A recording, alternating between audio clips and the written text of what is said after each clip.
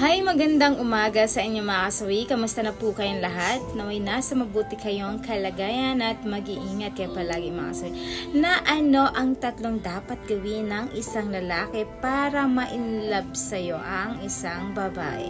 Ang una mga kasawi is damayan mo siya sa lahat. Ayan, for example mga kasawi, nagkaroon ng problema ang isang babae, kailangan na andyan ka, present ka palagi kapag once nagkakaroon ng bad news or good news ang isang babae para maramdaman niya ang present mo kapag once na naandyan ka palagi sa tabi niya, kasi mas mabilis niyang na-appreciate ang ganitong bagay at talagang mai-inlove sa'yo ang isang babae kapag nararamdaman niya ito na ganito ang ginagawa mo sa kanya. Ayan yung ating una na dapat gawin. Ang pangalawa mga kasawi is kapag ka may gagawin siya ay dapat lagi kang naandyan.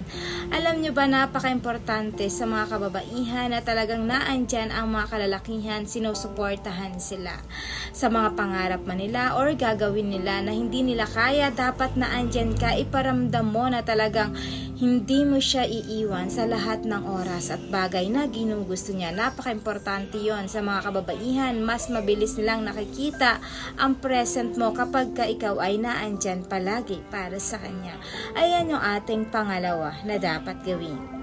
Pangatlo mga kasawi is iparamdam mo sa kanya na special siya palagi. For example mga kasawi, kahit na may lakad ka tapos kinailangan ka niya, dapat ipuspon mo ang iyong mga lakad kasi para naman masamahan mo siya sa lahat ng mga gusto niya.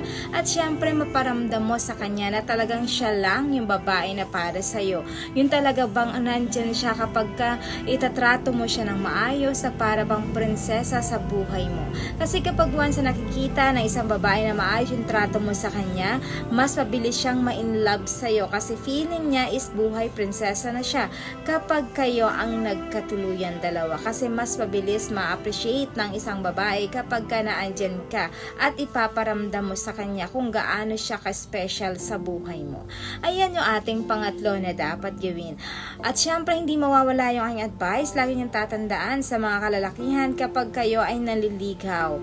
Kailangan iparamdam nyo sa kanya yung sincerity ninyo, kung paano siya mahalin, kung paano siya alagaan, at higit sa lahat kapag ka napasagot kayo ay kung ano yung pinapakita nyo sa umpisa, kailangan ganun pa rin yun, consistent kahit na kayo ay tumagal na ang inyong relasyon para naman humaba pa ang inyong relasyon at mapunta na ito sa kasalan mga kasawi.